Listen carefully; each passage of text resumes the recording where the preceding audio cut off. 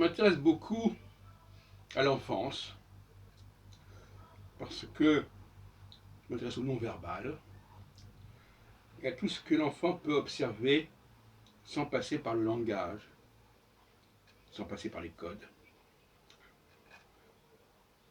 Toutes les corrélations, toutes les concordances qu'il peut établir dans sa tête, et qui vont d'ailleurs sous-tendre par la suite son apprentissage du langage, d'une langue particulière. De la même façon, parce que moi j'ai fait de l'hébreu intensivement à une époque, qu'en hébreu, on ne peut déchiffrer un texte que si on connaît déjà la langue. À la différence d'autres langues, ou le français ou l'italien, je peux lire un texte en italien et en français sans connaître l'italien et le français. En hébreu, c'est pas possible, en arabe non plus. Donc là, voyez-vous, on a le même problème. Il faut un bagage préalable à l'action à envisager. Si je ne connais pas l'hébreu, je ne peux pas lire l'hébreu. En tout cas, je ne peux pas lire l'hébreu non vocalisé. Alors effectivement, dans les synagogues, on distribue des textes où l'hébreu est vocalisé, et où effectivement on peut lire l'hébreu sans connaître la langue.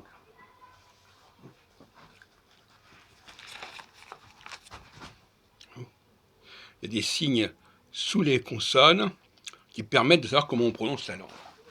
Mais dans un texte normal, dans un livre normal, et notamment dans les journaux, eh bien, si on ne connaît pas la langue, on ne peut pas lire. Bon. Alors, ce souci de concordance et de cohérence, nous l'avons constamment. Il y a des choses qui nous choquent, qui nous interpellent.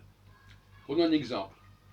Un homme bien habillé en smoking qui s'amuserait, qui s'occuperait de fouiller les poubelles. On trouve ça choquant. On se dit, mais ça n'est pas ce qu'on attend de cette personne-là. Il y a quelque chose qui ne colle pas.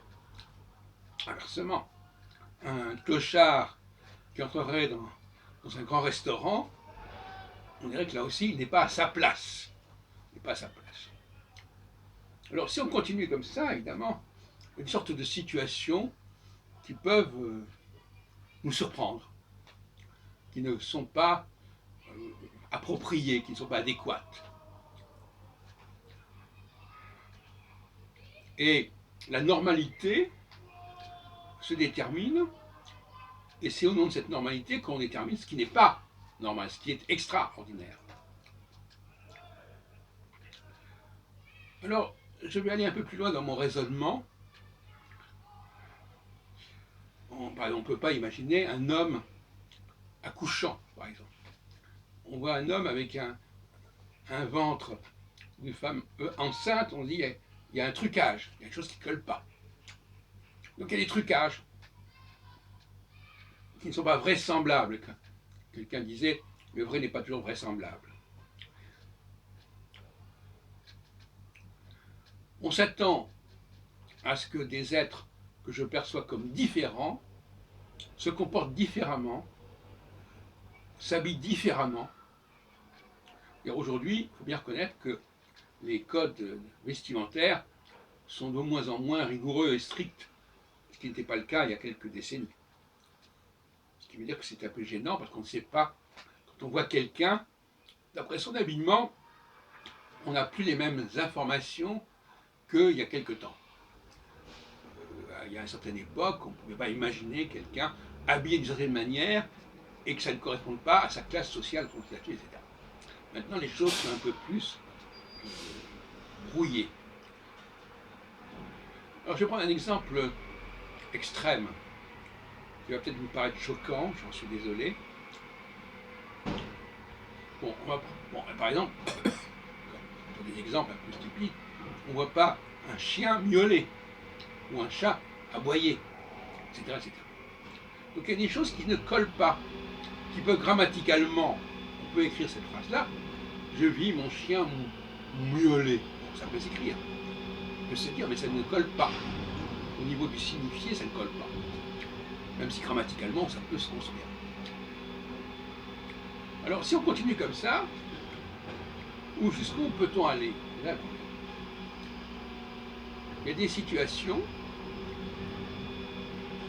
où on se dit que ces personnes-là sont différentes, ont un parcours différent, une culture différente, et néanmoins, elles ont un certain nombre de signes en commun. Elles ont par exemple une carte d'identité.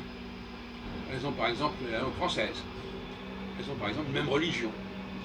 Mais même, bien qu'il y ait cet élément en commun, par ailleurs, il y a des choses qui sont totalement différentes. Est-ce que ça peut choquer?